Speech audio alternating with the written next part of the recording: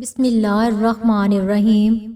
رسول صلی اللہ علیہ وآلہ وسلم نے اس وقت جب آپ کے گرد صحابہ کی ایک جماعت بیٹھی ہوئی تھی فرمایا کہ مجھ سے بیعت کرو اس بات پر کہ اللہ کے ساتھ کسی کو شریک نہ کرو گے، چوری نہ کرو گے، زنا نہ کرو گے، اپنی اولاد کو قتل نہ کرو گے، اور نہ عمدن کسی پر کوئی ناحق بہتان باندھو گے، اور کسی بھی اچھی بات میں خدا کی نافرمانی نہ کرو گے۔ جو کوئی تم میں اس عہد کو پورا کرے گا تو اس کا ثواب اللہ کے ذمہ ہے، اور جو کوئی ان بری باتوں میں سے کسی کا ارتکاب کرے اور اسے دنیا میں اسلامی قانون کے تحت سزا دے دی گئی تو یہ سزا اس کے گناہوں کے لیے بدلہ ہو جائے گی، اور جو کوئی ان میں سے کسی بات میں مبتلا ہو گیا اور اللہ نے اس کے گناہوں کو چھپا لیا تو پھر اس کا معاملہ اللہ کے حوالے ہے، اگر چاہے معاف کر دے اور اگر چاہے سزا دے دے۔ عبادہ کہتے ہیں کہ پھر ہم سب نے ان سب باتوں پر آپ صلی اللہ علیہ وآلہ وسلم سے بیعت کر لی۔ رسول صلی اللہ علیہ وآلہ وسلم لوگوں کو کسی کام کا حکم دیتے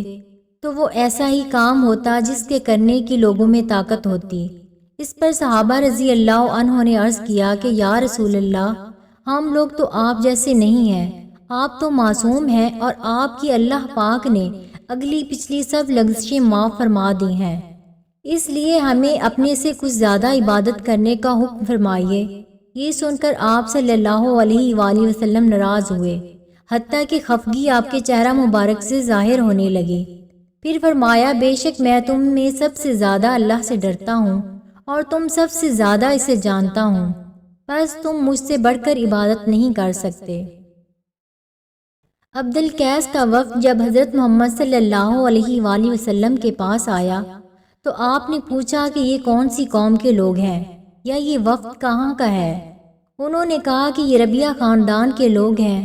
آپ صلی اللہ علیہ وآلہ وسلم نے فرمایا مرحبا اس قوم کو یا اس وفد کو، نہ ذلیل ہونے والے نہ شرمندہ ہونے والے، یعنی ان کا آنا بہت خوب ہے۔ وہ کہنے لگے اے اللہ کے رسول، ہم آپ کی خدمت میں صرف ان حرمت والے مہینوں میں آ سکتے ہیں کیونکہ ہمارے اور آپ کے درمیان مضر کے کافروں کا قبیلہ آباد ہے، بس آپ ہم کو ایک ایسی قطعی بات بتلا دیجئے جس کی خبر ہم اپنے پچھلے لوگوں کو بھی کر دیں جو یہاں نہیں آئے، اور اس پر عمل درآمد کر کے ہم جنت میں داخل ہو جائیں۔ اور انہوں نے آپ سے اپنے برتنوں کے بارے میں بھی پوچھا۔ آپ صلی اللہ علیہ وآلہ وسلم نے ان کو 4 باتوں کا حکم دیا اور 4 قسم کے برتنوں کو استعمال میں لانے سے منع فرمایا۔ ان کو حکم دیا کہ ایک اکیلے خدا پر ایمان لاؤ۔ پھر آپ صلی اللہ علیہ وآلہ وسلم نے پوچھا کہ جانتے ہو ایک اکیلے خدا پر ایمان لانے کا مطلب کیا ہے؟ انہوں نے کہا کہ اللہ اور اس کے رسول ہی کو معلوم ہے۔ آپ نے فرمایا کہ اس بات کی گواہی دینا کہ اللہ کے سوا کوئی معبود نہیں، اور یہ کہ حضرت محمد صلی اللہ علیہ وآلہ وسلم اللہ کے سچے رسول ہیں، اور نماز قائم کرنا اور زکوٰۃ ادا کرنا اور رمضان کے روزے رکھنا اور مال غنیمت میں جو ملے اس کا 5واں حصہ مسلمانوں کے بیت المال میں داخل کرنا،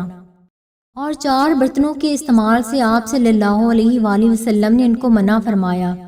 سبز لاکھی مرتبان سے اور کدو کے بنائے ہوئے برتن سے،